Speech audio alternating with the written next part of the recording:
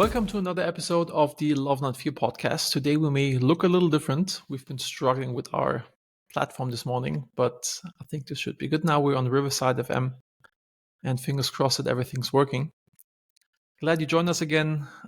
Me and Eduard, we're on a mission to figure out how to act out of love and not out of fear. And we're excited to have you here. And Eduard, my friend, what is our topic today?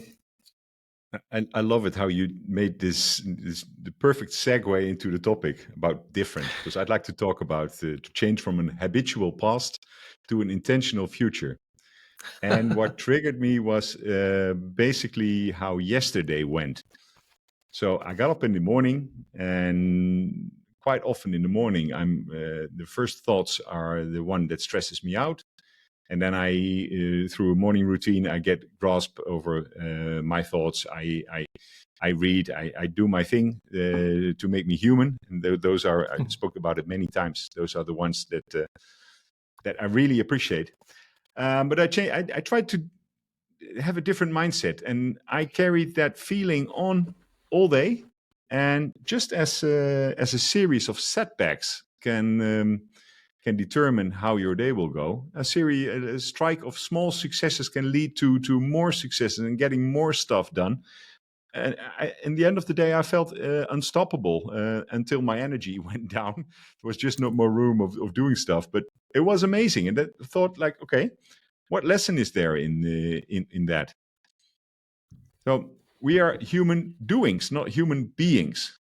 I guess if you want to do stuff and not just be and exist and, change your life, the people around you, or improve your life, then we are human doings and not just human beings, I guess, right? I thought I was the only one that started the day with recalling problems and memories stuck to emotions from the past. But the books I read lately, I found that a lot of people suffer from the same stuff. So if you don't break that routine, and you don't maybe even break literally routines, like when you do stuff at a certain time, there's all kinds of emotions and thoughts behind those routines. If you use it to your power, you must be able to change it in your advantage by building new ones. I 100% agree. And, if it's, for me, it's also really important to have my good morning routine to start the day right, to get my head right. I watched this, you've probably seen this general who talks about how important it is to make your bed in the morning in the military, why they do this, to kind of really make your bed excellent, because then you have completed something with excellence right in the early in the day, and then you kind of set your path up of this day to succeed. But with your emotions, what you're meaning, I think I'm thinking about a lot lately of trauma that people are stuck with, and that this is the reason why they're held back or preoccupied with negative thoughts or negative patterns. And I think this is like also with Love Not Fear, if we can figure out to have tools to overcome trauma, I think then you're kind of really set up to be on your A game. I just got a book recommended. The book is by Gabor Mate, The Myth of Normal, Trauma, Illness, and Healing in a Toxic Culture. Okay. And yeah, I think this is what I've been seeing, that most people are held back in life by traumas that they have and they can't overcome. Trauma is a bit heavy, and it might not relate to everyday to most of our audiences. But let's see if emotions are the end product of past experiences. So, yeah, but we also already spoke that you can rewire those experiences by going back to them, by talking about them, exploring around them, and maybe even use it to build new habits, new thought patterns.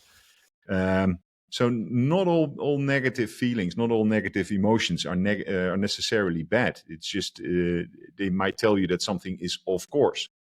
And I think if every day is a highlight, how that cannot be. Every day cannot be a party. So So it appreciates what you want more of. I think it comes down to being conscious about it, kind of like and reflecting on, not just like being on autopilot of like, no, I don't feel good about this, so I'm not doing this. What works for me is to always reflect. If I feel good about something, I lean in and I do it. And if if it doesn't feel good, I take a step back and look at it. Like, why am I not feeling good about this? Like, is it something that's not right? Is it against my values? Is it against my goals? Or is it something that I'm just, is it past my comfort zone? Or, is it something from the past that is holding me back? I think I mentioned this before on the pod, that I did this exercise from, what's it called again? The exercise, if you really want to do something, but you're subconsciously pumping the brakes, to kind of figuring this out. And I think this often has to do kind of going back to trauma. But the point being is like being conscious about why you do things and why you're not doing things, and then reflecting on them and then finding ways to change the things that are not serving you. Yeah, but so what from yesterday, what I learned is to maybe actively offset your daily routine just by starting. Okay, I got to fix this. I'm gonna, on the way to the office, I did 3 errands, and I was lucky that I was successful at all 3 of them. So by the time I got into the office, I got a new SIM card for an employee. I needed this special packaging that I needed for a shipment, and they had it in store. And on the way, I dropped the book that I borrowed from a friend. So by the time I came to the office, boom, I was already in the state. Okay, let's do this, and I carried this on. And yeah, I had a craving for pancakes, and I decided to take my intern out to go for lunch for pancake lunch. And what happened is during that talk, we composed an event that we want to do together. So I just, okay, let's kill 2 birds with 1 stone. I'm going to treat myself to this external lunch. I really had to look up where the hell do you get a pancake, because my kids are old. I never go eat pancakes anymore. But anyway, so by saying, okay, I'm going to change my pattern. I'm going to do this. I'm going to take the intern. We're going to take a piece of paper. We're going to draft this. When I got back to the office, the key person to make this event a success, I got him on the telephone. And he was, yeah, okay, let's do this. So it's also, I think it resonates if you communicate to yourself and with other people, like there's no other options. Man, I was surprised by the power and by the power, the carryover power of one success building into another one. And I guess retrospectively, that's what happens in daily life. If you're driving to work and you get cut off by somebody, you can really let it under your skin. And that maybe you forget, because you're in a bad mood, you forget to greet your coworker. And well, they might have something important to share, and say, never mind, he's cranky. So it is like a snowball of effects. And by taking mental breaks, and not necessarily speaking about meditation, but sometimes to pause and see, and ask yourself the why not question. Why not do this? Let's get this over. Let's do this. It was powerful. It was beautiful. I loved So yesterday. so how can you make sure you love every day? Like what Yeah, routines can you put in place to that you you crush the day, that you basically set up for the day? I think it it's boils down to habits again. it's mostly awareness and seeing what routines keep you cemented in the past. By first being aware, okay, this leads to that, and that leads to this. And by changing a setting, by changing, yeah, that's, if you mix it up, if you change things in an otherwise procedural chain of events, there can be that can trigger other responses from people. That can trigger more creativity, can trigger emotional, yeah, no, not emotional. It can trigger other outcomes.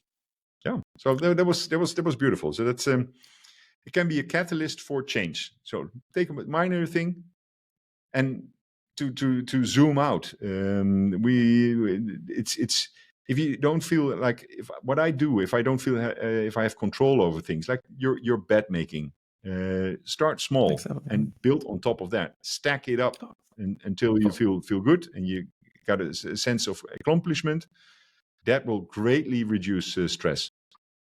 for me, from the book Tiny Habits, I love the Maui habits. Every time I get up in the morning, I tell myself today's going to be an amazing day.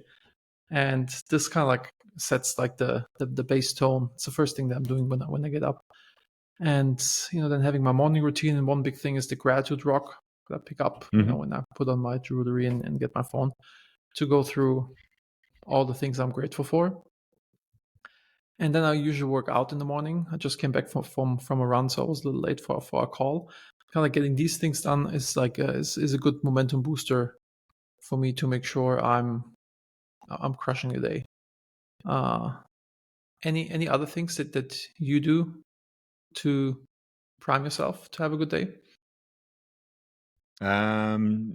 Lately, it's just being aware what's happening in me, what's happening around me, and also I think one thing I learned from you is the power of words. Sometimes I find myself taking a little bit more time composing an email or thinking of an answer, and that also put me yeah that kicks me in the face sometimes that I hang up the telephone and I maybe let some emotions in that phone call that had no place in there, that was unnecessary or maybe even harmful.